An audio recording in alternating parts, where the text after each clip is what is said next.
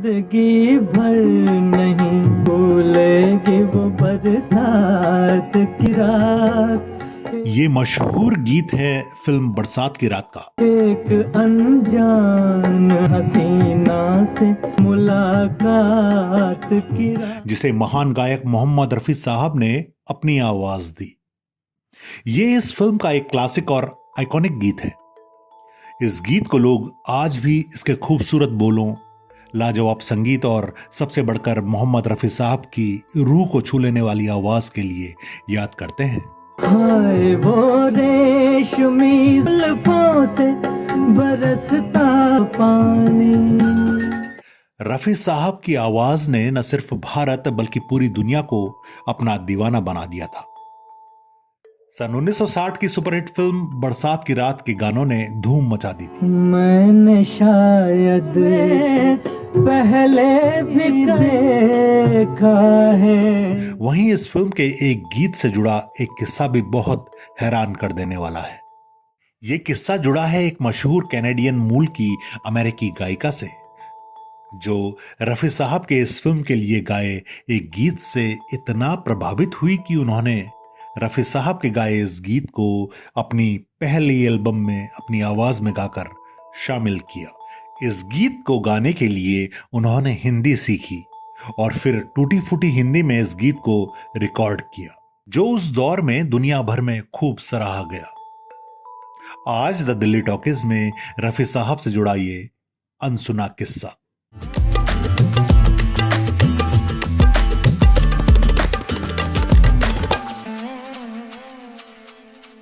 $1960 का साल बॉलीवुड के लिए गोल्डन ईयर था।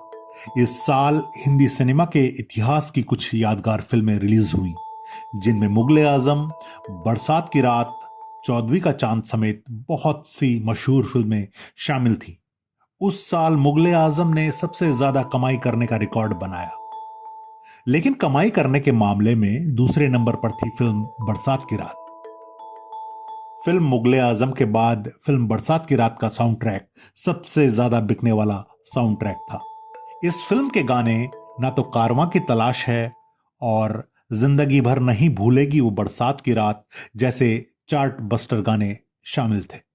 फिल्म बरसात की रात फिल्म निर्देशक पीएल संतोषी की मुस्लिम सोशल फिल्म थी, जिसकी कहानी थी दो प्रेमियों अमानत और शबनम की, जो समाज की रूढ़ियों से लड़ते हैं। मधुबाला और भारत भूषण की जोड़ी ने फिल्म में दर्शकों का दिल जीत लिया था, लेकिन इस फिल्म का असली जादू था इसका संगीत। फिल्म के संगीतकार थे रोशन साहब और गीतकार थे साहिर लुधियानवी। वहीं इस फिल्म में गीतों को आवाज दी थी मोहम्मद रफी साहब ने, जिन्होंने फिल्म में गाए हर गाने को अमर बना दिया। इस फिल्म में कुल 9 गाने थे और सभी सुपरहिट। वहीं इस फिल्म का टाइटल सॉन्ग जिंदगी भर नहीं भूलेगी वो बरसात की रात बिना का गीत माला में उस साल नंबर 1 के पायदान पर रहा। ये गाना उस दौर में हर रेडियो, हर चाय की दुकान और हर बस स्टैंड पर बजता था।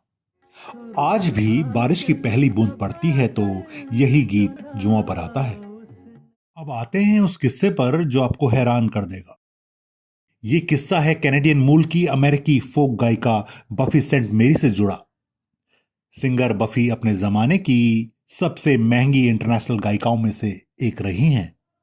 उस दौर में उन्होंने सुना था कि हिंदुस्तान में एक मशहूर गायक हैं मोहम्मद रफी साहब।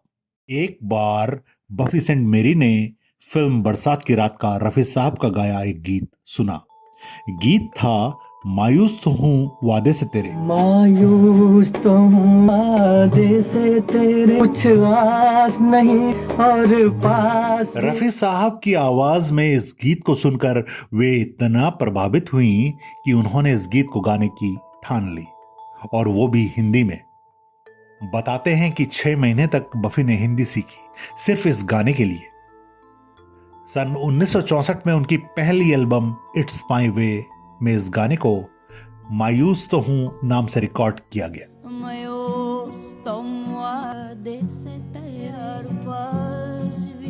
उन्होंने इस गीत को टूटी फूटी हिंदी में गाया, लेकिन दिल से।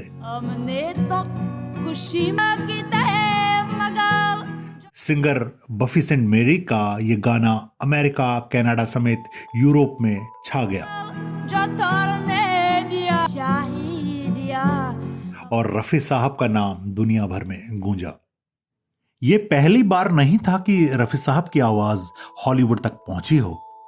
वहीं साल 2001 की हॉलीवुड फिल्म घोस्ट वर्ल्ड में रफी साहब की आवाज जस की तस फिल्म के ओपनिंग सीन में इस्तेमाल की गई। ये गाना था सन 1965 में आई फिल्म गुमनाम का, जान पहचान हो जीना आसान हो।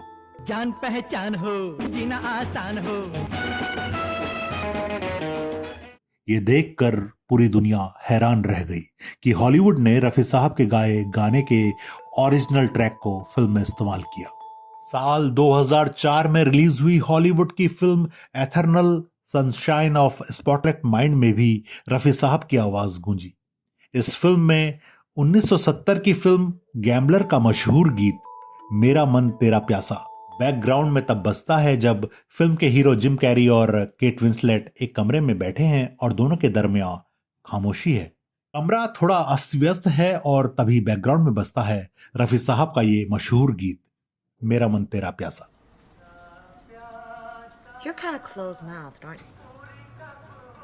Should read my journal. ये रफी साहब की आवाज का जादू नहीं है तो और क्या है कि उनके गाए गाने सिर्फ हिंदुस्तान में ही नहीं बल्कि हॉलीवुड की फिल्मों में भी जगह बना लेते हैं।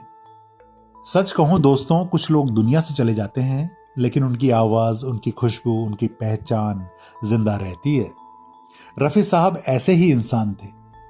उनके गाने सिर्फ धुनें नहीं बल्कि लोगों की यादें, कहानियां और भावनाएं हैं।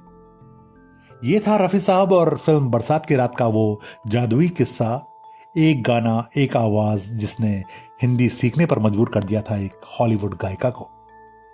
मिलते हैं फिर किसी नए किस्से के साथ, तब तक के लिए